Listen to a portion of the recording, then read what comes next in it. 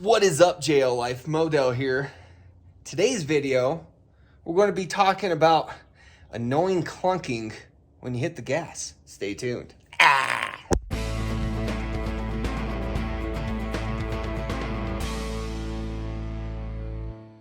So if you are having this problem in your vehicle, more specifically your Jeep, or if you hit the gas, you hear a clunk, and it's just when you hit the gas. Once you get that engine to torque and things start to rotate in your drive line, you hear a clank. Now, it's going to be one of several things.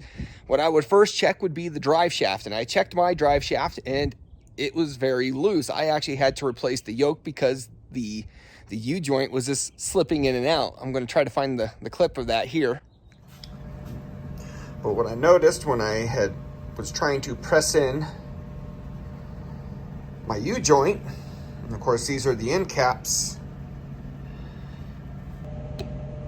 I was able to press it through by hand. I got that replaced, I put it back under, I still had the clunk. The next thing I would check from that point would actually be the shocks. Now, the bushings on the shocks is more specifically, well, I finally found my clank. So as I got up underneath one of my front shocks, I found out that the bushing completely just came out.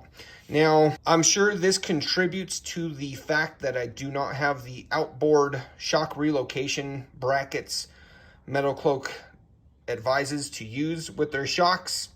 I'm still not going to use them. However, this still looks in pretty good shape.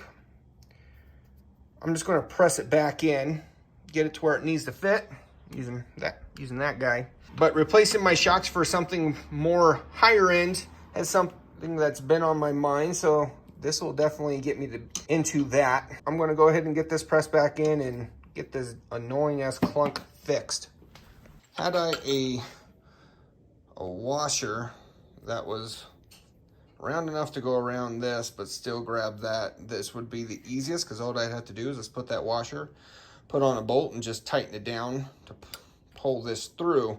However, I don't. So in order to get this on my press, I'm going to need to cut this off. Of course, this is just a temporary fix until I get my new shocks.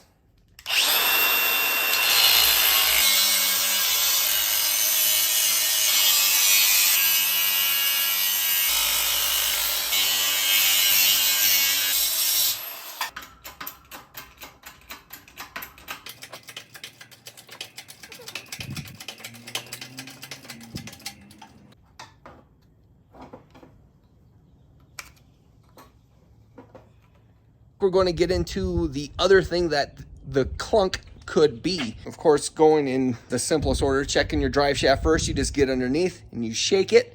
If there's any sort of movement in the drive shaft that's not rotational, well, you're going to need to replace parts. The second thing is going to be the shocks, and the third possibility that it's going to be is going to be your bushings for your control arms. If all those are good, the last thing that's going to be is either the transmission mount or the engine mount. Okay, now that I got it all put back in, going to go for a quick test drive, see if that fixes the clunk. I'll let you know. So that's how troubleshooting works. You try something and you see if the problem still persists.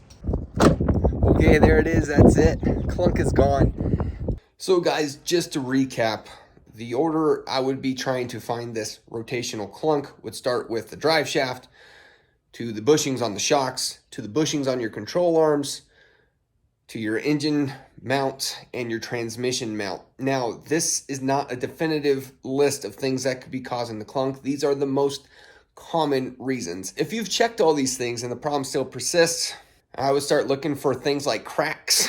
I would also be looking at sway links, and hopefully it's nothing inside of your actual axle. But guys, thank you for watching. I hope this video was informative to you. Love you guys. Y'all, keep it easy.